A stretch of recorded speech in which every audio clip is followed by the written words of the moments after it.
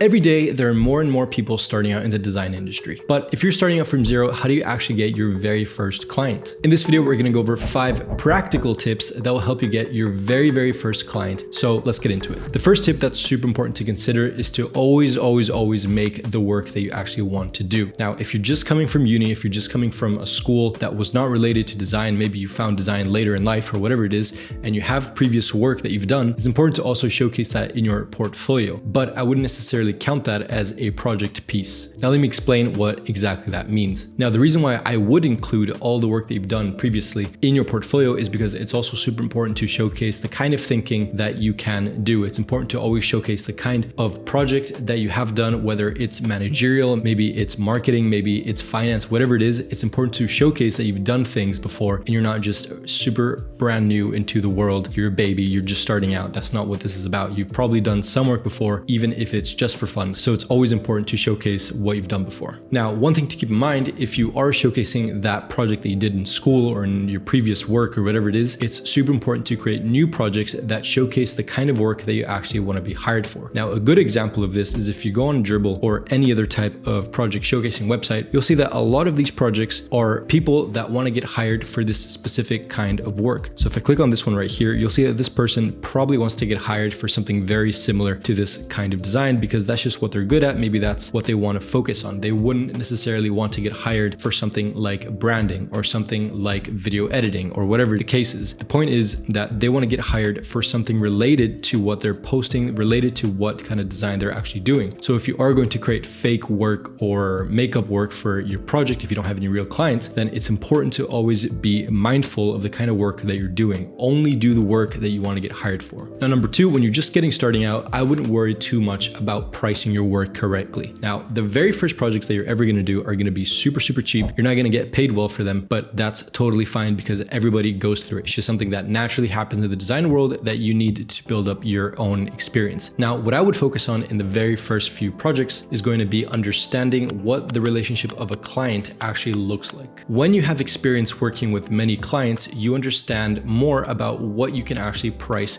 your work. You can also understand from the very first few projects that maybe you don't like necessarily going this route and you want to do more projects on that route or the other route or whatever it is. You need to understand where you are in the design world, and then you can start to understand what kind of pricing matches your skills and your talent. One thing to keep in mind is that you probably will be worried about your pricing because obviously if this is what you're going into, this is the career that you're choosing, then it's important that you make money from it, of course. But remember, the very first few projects are about learning. It's always going to be about learning throughout your entire career, but your very first few projects are super critical to understand what you even want to do. Because if it's your first project and you don't have any understanding about what type of design niche you necessarily want to go into, what type of style, what type of tools you want to work with, then it's important to just take as many projects as you can, build up that experience, build up the understanding of where you want to go into, and then you can start narrowing down your pricing, you can start narrowing down the kind of work that you do, and then you can specialize, you can understand more about where it is in this world that you fit into. Now, if it's one thing that I've learned in the design world is that design is mainly about your network. Now, your network will help you get the very first few projects that you will ever do. That's without a doubt. If you're coming directly from university or any type of school that you just came from, it's important to ask your teachers or anybody who was in a teaching role to help you out with your very first project or your first client, or ask them if they have anyone that they could refer you to. And the reason being is if you have professors in a design school, chances are that they're still practicing their craft. They're not necessarily just professors in that uni, but they also have their own studio. Maybe they work with a studio or whatever the case may be. They probably have connections in the design world that can help you get started. Now, if you come from a different industry, say you had a job for 10 years in finance or as a lawyer or whatever it is, and you want to narrow down into design because that's your new thing, that's what you like, then it's important to ask that network that you just came from if they need a design. You say, hey, I'm transferring to this world, to that world. Would you be able to, or would you be interested in creating a website with me? For the very first project, I'll give you a discount, or whatever the case may be. That network is a great place to get started in finding your very first project. Another thing to keep in mind is that portfolios are obviously super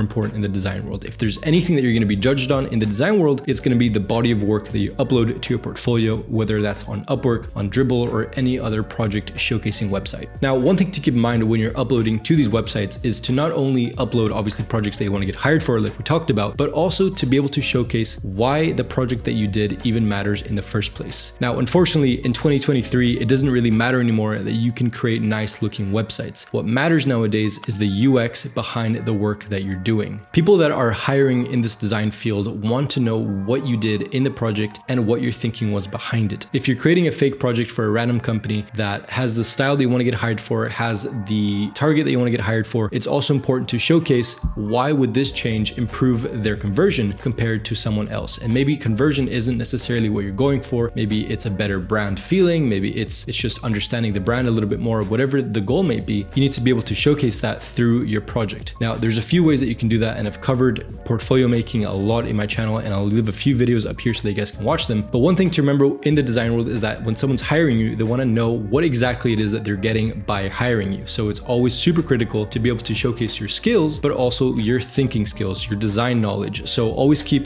the design standards to a minimal. So understand hierarchy, understand button layouts, understand design layouts, but also keep in mind the UX, the experience, what it is that you did for this project and why it even matters. At number 5, something that you can do to get your very first project or one of your first few projects is to message agencies. Agencies always have a consistent stream of clients. If you message them saying that you are a designer, you're just getting started, you have a cheaper rate than most, and you have an attractive body of work that showcases your thinking, there's a good chance that an agency might look at you as a potential designer to work with in the future if there's a project that they don't necessarily want to work with because it's too cheap, because the project doesn't fit well within their company. Whatever the case may be, it's important to always message people that you know are getting consistent streams of clients so that you can get your foot in the door within their network. So if you think this video will help you get your very first client or one of your first few, then do let me know down below, leave a like and subscribe. And as always, guys, thank you so much for watching, and I'll see you guys on the next one.